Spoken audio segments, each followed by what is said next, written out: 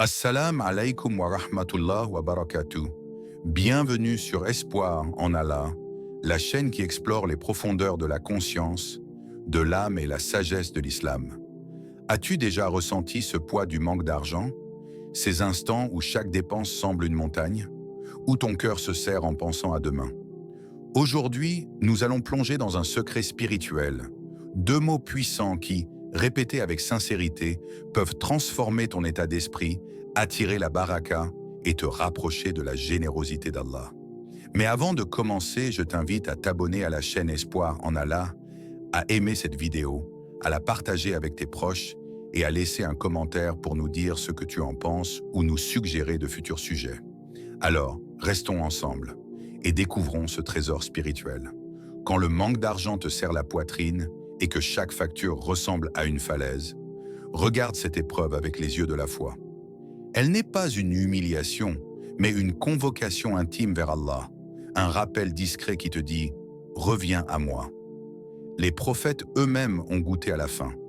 N'as-tu pas entendu que le messager d'Allah attachait parfois une pierre à son ventre pour calmer les crampes et que les compagnons de la Soufa n'avaient souvent que la lumière de l'aube et l'espérance pour subsister? Le Coran l'annonce sans détour. Nous vous éprouverons par un peu de peur, de faim et de diminution de biens, et annonce la bonne nouvelle aux endurants. Sens des versets 255. Alors, si la vie t'amène à compter chaque pièce, à hésiter à acheter du pain, ne te hâte pas d'y lire une colère divine. Lis-y plutôt une pédagogie, une purification qui polit le cœur comme on polit un miroir. Combien de fois l'abondance a-t-elle voilé la prière, endormi la langue, étouffé les larmes de la nuit? Et combien de fois la difficulté a-t-elle réveillé le cœur, éclairé la conscience, fait couler des invocations sincères? Les gens pensent-ils qu'on les laissera dire « Nous croyons » sans les éprouver? 29.2. Cette question traverse les siècles pour t'atteindre au moment où tu regardes ton portefeuille vide. Que vaut ta confiance quand le frigo est rempli et que vaut-elle quand il ne l'est plus? N'as-tu pas remarqué que la vraie pauvreté n'est pas celle de la main, mais celle du cœur, et que la vraie richesse n'est pas l'or entassé, mais la certitude plantée comme un arbre? Allah te rassure, avec la difficulté, il y a certes une facilité. 94.5 à 6. Pas après, mais avec, comme deux sœurs qui marchent ensemble, si proches que tu pourrais confondre leurs pas. Et il dit encore, « Quiconque craint Allah, il lui donnera une issue et lui accordera une subsistance d'où il ne s'y attend pas. » 65. 2 à 3. Cette promesse, tu la vois parfois sous la forme d'un travail imprévu, d'un ami qui t'appelle, d'une idée qui s'ouvre comme une porte intérieure. Mais avant de se manifester à l'extérieur, la subsistance descend souvent dans la poitrine. Elle s'appelle Sakina, cette tranquillité qui te fait dire « Je ne suis pas seul, mon Seigneur me voit ». Écoute l'histoire de ce jeune marchand dont la boutique s'est vidée en quelques semaines. La pluie a manqué, la route s'est coupée, les dettes ont frappé. Une nuit, honteux de ses peurs, il a prié 2 unités dans l'obscurité et a murmuré « Seigneur, tu sais que je ne possède rien. Alors sois pour moi ce que je ne peux être pour moi-même. » Le lendemain, rien n'a encore changé au dehors. Mais au-dedans, un rocher a roulé. Au lieu de se plaindre, il a rangé sa boutique avec soin, salué ses voisins, facilité un client pauvre. Et c'est dans cette disposition que la délivrance a trouvé un chemin.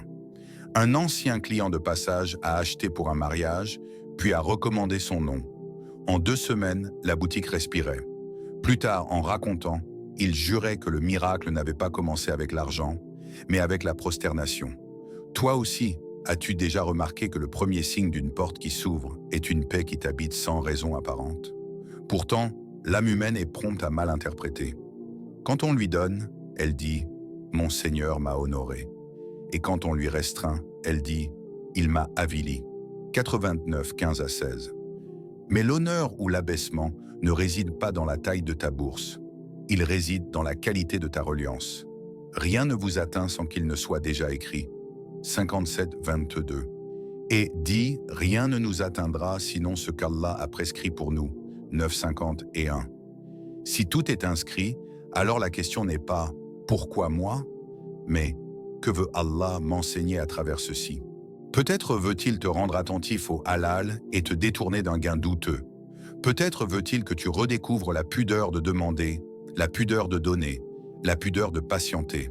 Peut-être veut-il agrandir ta maison intérieure afin que, lorsque l'abondance reviendra, elle te trouve plus humble, plus généreux, plus conscient.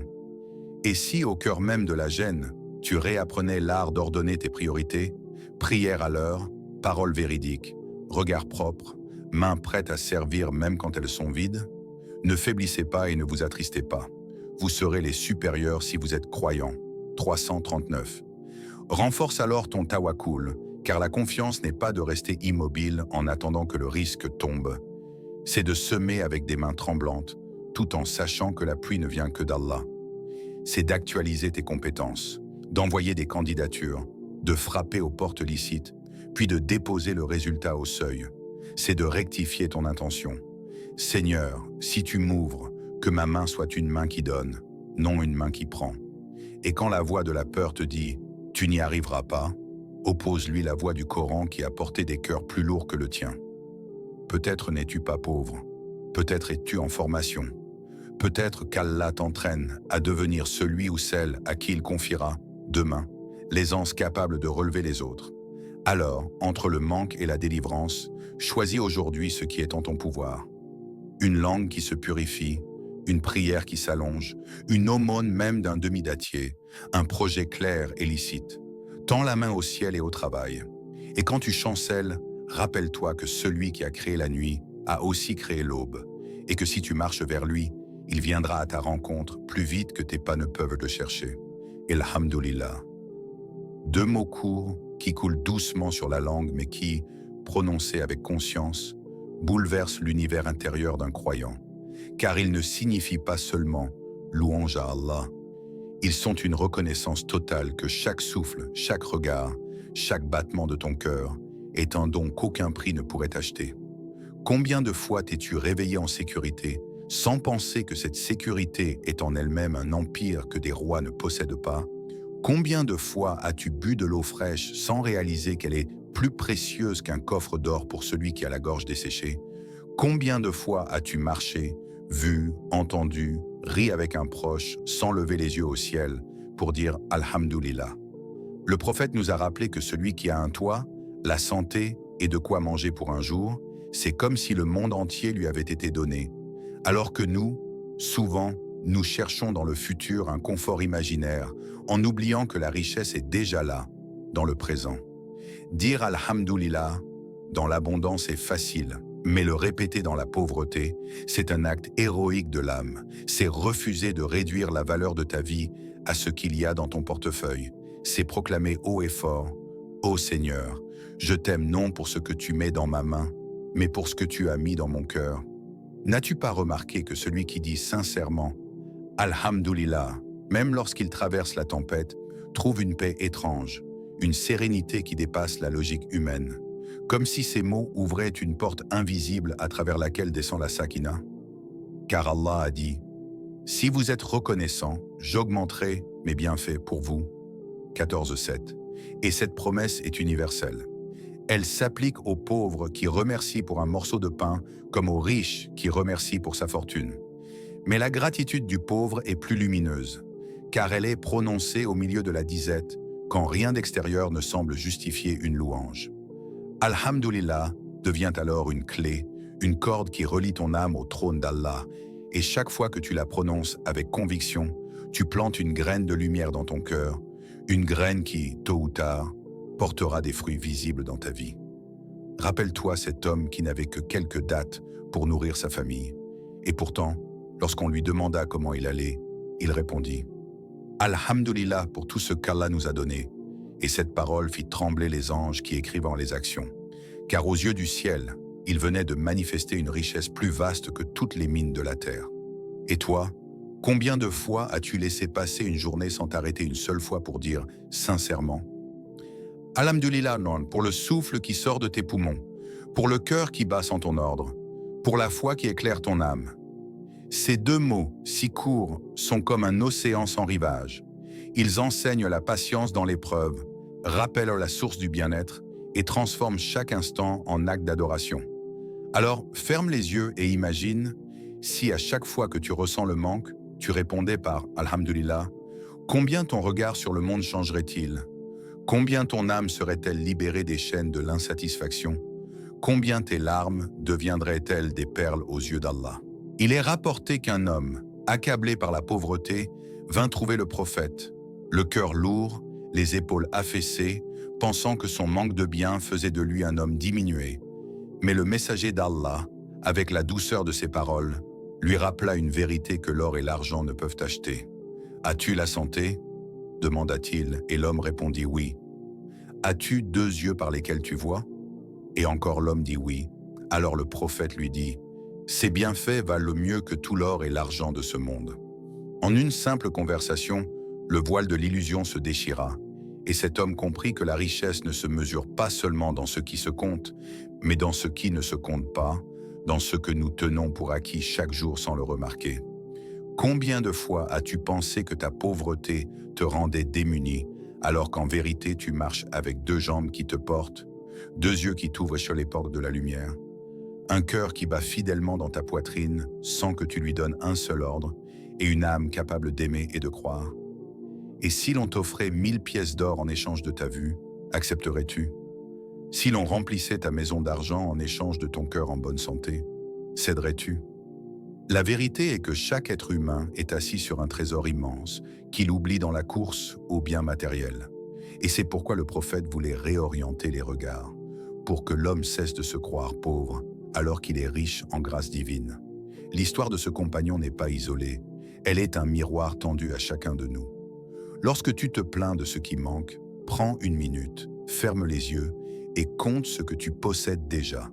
Tu verras que tes mains sont pleines, que ton souffle est une richesse, que ton cœur qui se souvient d'Allah vaut plus que tout ce que renferment les coffres de ce monde. Allah dit, « Et si vous comptez les bienfaits d'Allah, vous ne pourrez jamais les dénombrer. » 16-18. Ce verset n'est pas seulement une poésie divine, c'est une secousse adressée à l'oubli de l'homme. Un rappel que tu es déjà immergé dans un océan de faveur, mais que ton regard s'attarde sur une seule goutte que tu n'as pas reçue. L'homme de l'histoire est sorti plus riche qu'il n'était entré, sans qu'aucune pièce ne tombe dans sa bourse.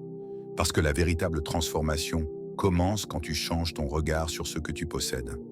Et toi, as-tu déjà pris ce moment de silence pour t'asseoir seul et dire « Seigneur, si je devais vendre mes yeux, ma santé, mon souffle, mon amour pour toi, le monde entier ne pourrait pas me les racheter. » Lorsque tes lèvres prononcent « Alhamdulillah », ce n'est pas seulement un souffle qui sort, c'est une vibration qui monte jusqu'au trône et qui, par la permission d'Allah, déclenche un flux de bénédictions que tu ne peux imaginer, car le Seigneur a promis lui-même. Si vous êtes reconnaissant, très certainement j'augmenterai mes bienfaits pour vous. 14-7. Et quand Allah promet, il ne manque jamais à sa parole. La gratitude n'est donc pas une simple politesse de l'âme, c'est une clé, une force invisible qui ouvre des portes que tes efforts seuls ne peuvent pas pousser. Et combien de croyants ont vu leur vie transformée par ce secret? Combien de foyers dans le dénuement ont trouvé une abondance imprévue après avoir appris à dire « Alhamdulillah » avec sincérité? Combien de cœurs anxieux ont senti leur poitrine s'élargir quand ils ont troqué la plainte contre la louange? Réfléchis. La gratitude n'augmente pas seulement les biens matériels. Elle augmente aussi la paix intérieure, la clarté des décisions, la qualité de tes relations, l'amour que les autres te portent, car le risque d'Allah ne se limite pas à l'argent. Il inclut tout ce qui nourrit l'âme et allège le fardeau de la vie. Imagine un homme qui perd son travail, mais qui, au lieu de sombrer dans l'amertume, répète « Alhamdulillah, tu m'as donné la santé, tu m'as donné la prière, tu m'as donné la foi », et qui continue à chercher du licite avec confiance. Ne vois-tu pas que son état attire une lumière particulière et que tôt ou tard, Allah lui ouvre une issue qu'il n'attendait pas? Car Allah dit encore « Soigne, quiconque place sa confiance en Allah, il lui suffit. » 65.3.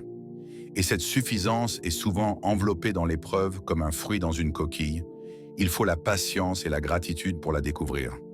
Alors, quand la vie te serre, ne laisse pas ta langue s'assécher de plaintes. Irrigue-la de louanges. Dis doucement « Alhamdulillah », même si ton frigo est vide, même si ta poche est légère, car à chaque mot, tu rappelles à ton cœur que ton Seigneur n'est pas absent, qu'il t'entend, qu'il est capable de transformer ta nuit en jour, Et plus tu le dis avec conviction, plus tu vois que les portes s'ouvrent, parfois d'une manière subtile, parfois d'une manière éclatante, mais toujours d'une manière qui te prouve que la promesse d'Allah est vraie.